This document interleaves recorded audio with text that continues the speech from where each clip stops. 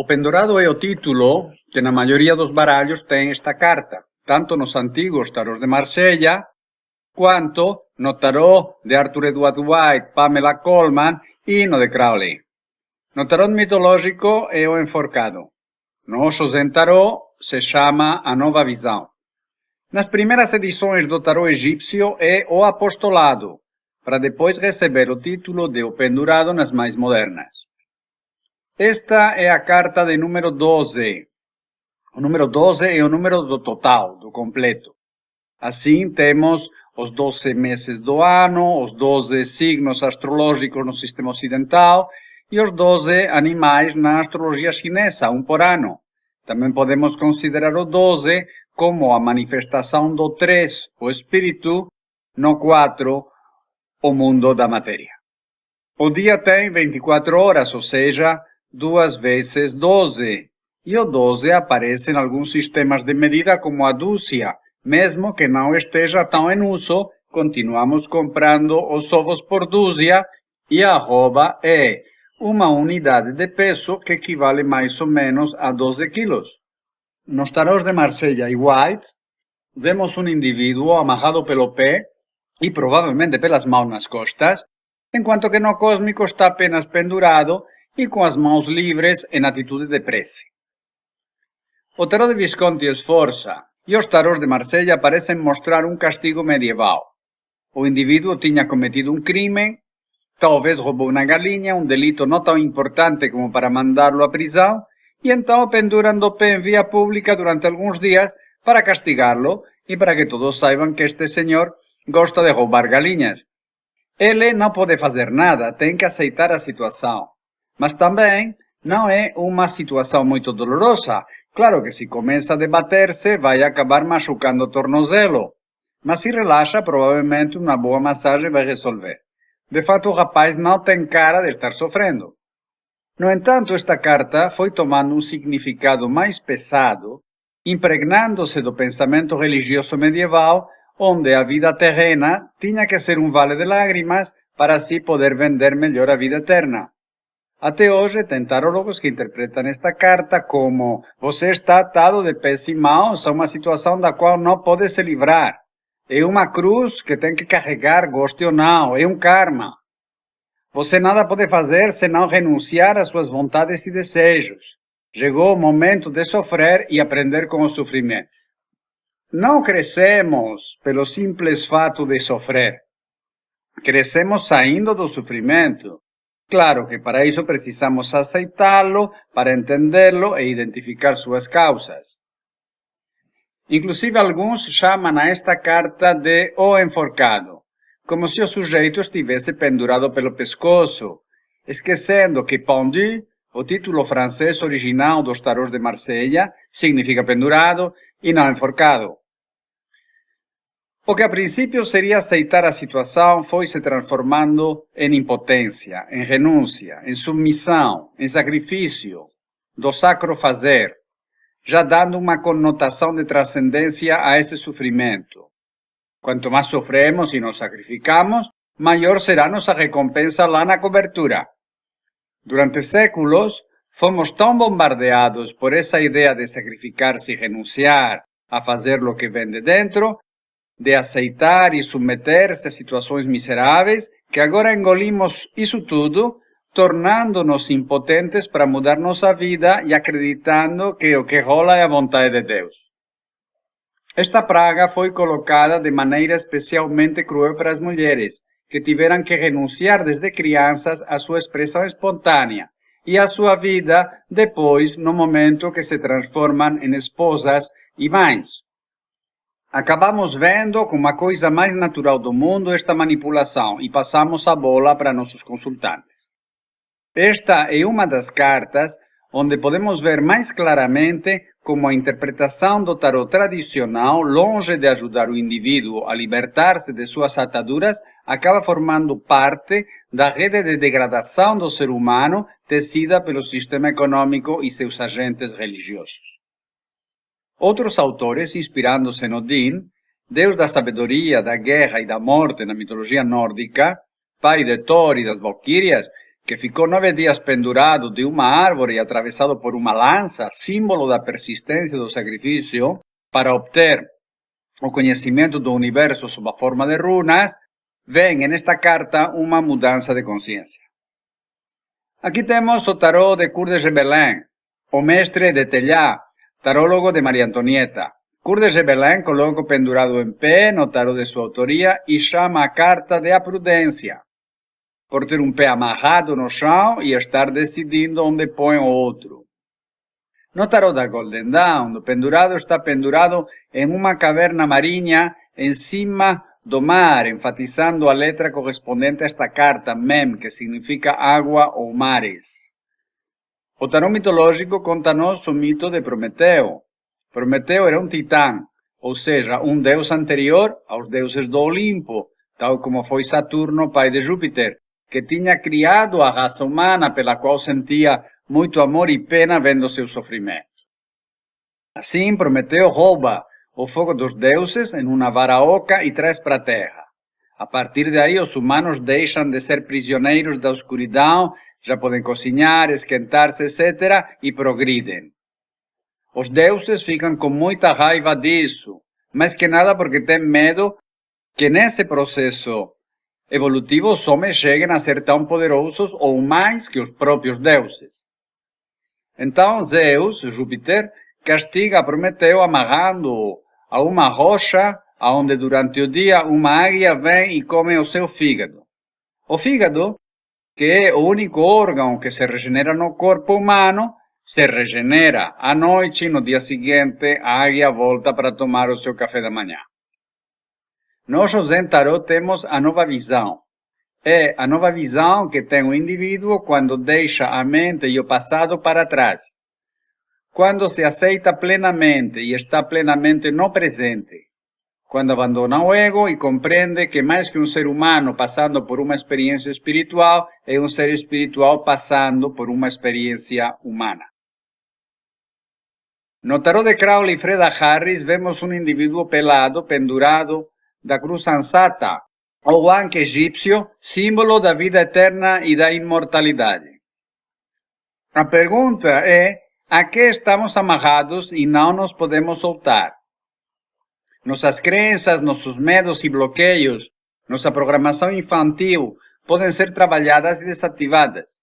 Nossas responsabilidades como pais, nossos compromissos econômicos ou profissionais, um dia os assumimos e outro dia podemos largá-los.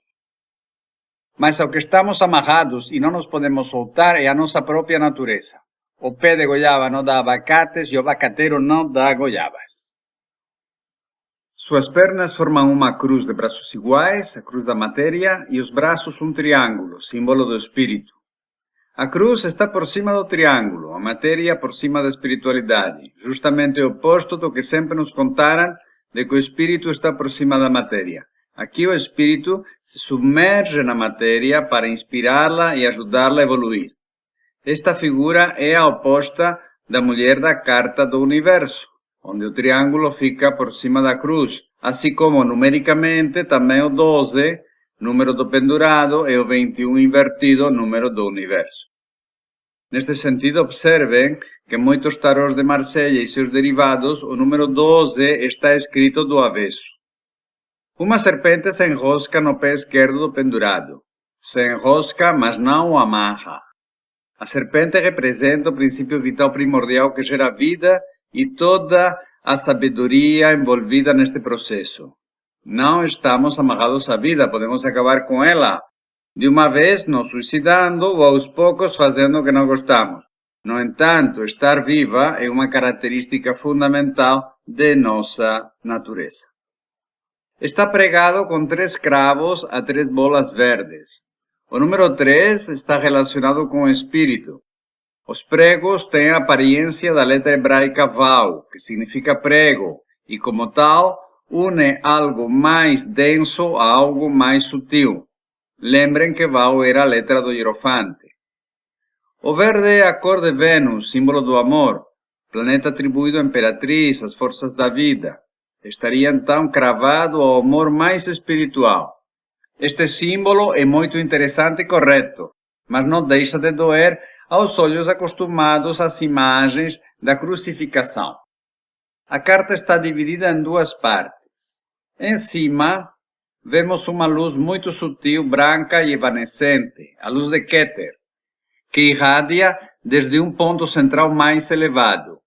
É a luz da espiritualidade que vai impregnando a matéria, que vai iluminando a parte inferior, onde vemos aquelas células quadrangulares que representam a matéria para que esta evolua.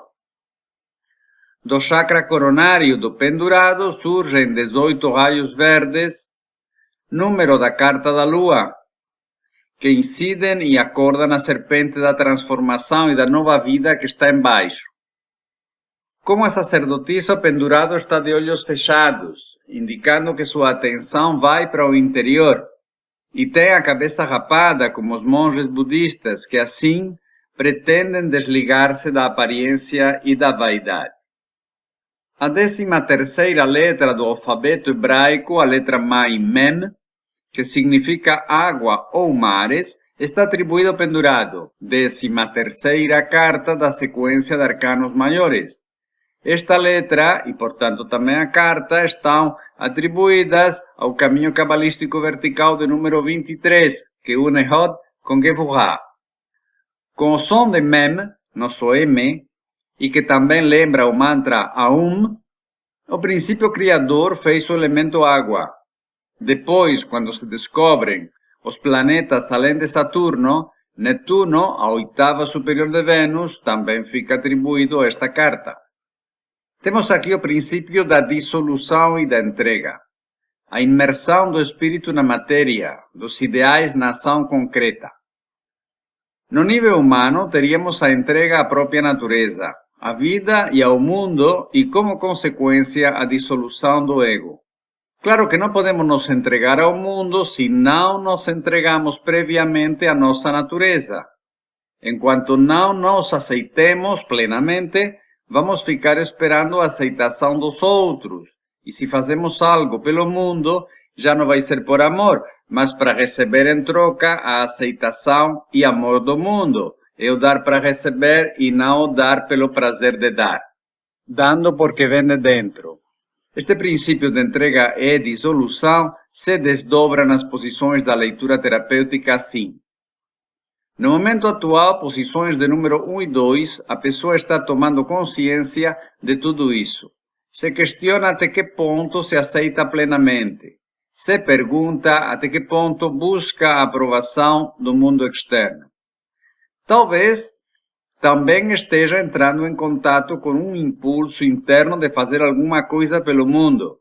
Talvez esteja percebendo que sua vida cobra um significado mais profundo na medida em que, de alguma maneira e na escala que for, tome iniciativas para a melhoria da qualidade de vida dos seres, sejam humanos, animais ou plantas. Está se dando conta de que a vida não é apenas trabalhar, pagar impostos e fazer compras nos centros comerciais. Na âncora, a posição de número 4 mostra duas maneiras de não vivenciar este princípio de entrega. Por falta, mostra alguém que tem medo de aceitar-se, que não consegue entregar-se à sua natureza, muito menos à vida e, claro, menos ainda ao mundo. No entanto, por excesso, mostra uma pessoa que tampouco se aceita, mas procura de uma maneira tão intensa e neurótica a aprovação dos outros, que para receber esta aprovação nega a si mesma, anula sua vontade e seus desejos, se submete, se sacrifica e se transforma em uma vítima, em um mártir se for preciso. Claro que o ego faz do sofrimento um mérito e do martírio uma medalha que geralmente ostenta sem pudor. Vejam o quanto eu sou importante e especial. Só eu sou capaz de sofrer e sacrificar-me pelos outros até esse ponto. Como diz Crowley no seu livro de Thoth, o objetivo mais importante dos sábios deveria ser libertar a humanidade da insolência do autossacrifício. Na infância, a posição de número 9 indica que a criança, para ter o mínimo de reconhecimento, tinha que submeter-se, tinha que renunciar às suas vontades. Ela escutou muitas vezes aquilo de Criança não tem vontade. Provavelmente na sua casa se fazia uma apologia ao sacrifício, ao martírio, ao sofrimento. E essa criança teve que entrar por esse cano e assim se foi criando internamente uma sensação cada vez mais forte de impotência. Nos relacionamentos amorosos, posição de número 8, o pendurado pode ter várias interpretações. A primeira pode sinalizar um relacionamento que, de uma maneira agradável ou não, estimula ou obriga a pessoa a aceitar-se plenamente, a entregar-se ao que ela é, e a partir de aí facilita a entrega à vida e a seus ideais. Mas também pode indicar uma pessoa que vende no mundo dos relacionamentos a imagem de eu me sacrifico por você. Eu me submeto e faço qualquer coisa para que você me aceite e me ame. Eu sofro quanto for preciso para ficar com você, como a única maneira de conquistar a aprovação da outra pessoa. Na voz da essência e no método, posições de número 7 e 5, respectivamente, o pendurado sugere que a pessoa se aceite e se entregue à sua própria natureza. Para isso precisa trabalhar para identificar, entender e desativar as crenças, bloqueios e medos que não a deixam ser o que ela é. A melhor maneira de entender esses padrões e crenças é aceitando-os, porque se os negamos, vamos a continuar sendo manipulados por eles. Como disse Jung, o que negas te submete, o que aceitas te transforma. Isto é, para conseguir aceitar-nos, o primeiro passo é aceitar as causas internas que não nos deixam aceitarmos. Depois tentaremos identificar as situações na nossa infância, quando éramos dependentes e vulneráveis, onde essas crenças, bloqueios e medos foram colocados. Quando conseguimos reviver essas situações com nosso tamanho e independência atual, essas dificuldades vão se diluindo. Se não nos aceitamos, permaneceremos em um conflito entre o que somos e o que acreditamos que deveríamos ser. Então, não somente nossa energia se esvazia, senão que não vamos entender e, portanto, desativar o que nos dificulta ser felizes. O primeiro passo nesse caminho em direção à felicidade é entregar-se à sua natureza. Podemos polir nossa natureza, redimensionando nossos aspectos uma vez aceitos e entendidos, mas não podemos mudá-la. Quando a pessoa vai entregando-se mais à sua natureza, quanto mais se expressa a partir de sua essência, mais universais serão suas motivações e mais sensível será a pessoa às necessidades dos seres vivos. A maneira de contatar-se com o universo é indo fundo no nosso íntimo. Esta entrega aos próprios ideais não significa renunciar a nada. Não se trata de renunciar às coisas boas da vida. Não existe uma contradição inerente entre os ideais e o mundo material, entre o idealismo e o materialismo. São simplesmente aspectos da mesma moeda que necessitamos entender e integrar. Em todo caso, quando nos envolvemos plenamente com impulsos internos que visam a melhoria da vida dos seres vivos, isso aprofunda o sentido de nossa vida, traz uma gratificação interna importante, muitas vezes acompanhada de gratidão, que simplesmente estas questões materiais ficam em segundo plano, já não interessam tanto. Não estamos renunciando a Ferrari ou a roupa de marca, simplesmente isso deixa de ter tanta importância. No caminho de crescimento, posição de número 6, esta carta indica que essa pessoa, usando as chaves que apareceram nas cartas anteriores, começa a aceitar-se e entregar-se à sua natureza, permitindo assim conectar e valorizar seus ideais e começar a agir em consequência. Resultado interno, posição de número 3. Como resultado deste processo, podemos dizer que as dificuldades internas que essa pessoa tinha para entregar-se à sua natureza, à vida, ao mundo e a seus próprios ideais, com a correspondente e paulatina dissolução do ego, foram identificadas, entendidas e desativadas. A pessoa pode agora deixar-se levar pela correnteza da vida. Resultado externo, posição de número 10. Vemos esta pessoa encarando o mundo a partir do estado interno que acabamos de ver na posição anterior. Provavelmente dedica boa parte de seu tempo a atividades relacionadas com a melhora da qualidade de vida dos seres e a minimização de seus sofrimentos.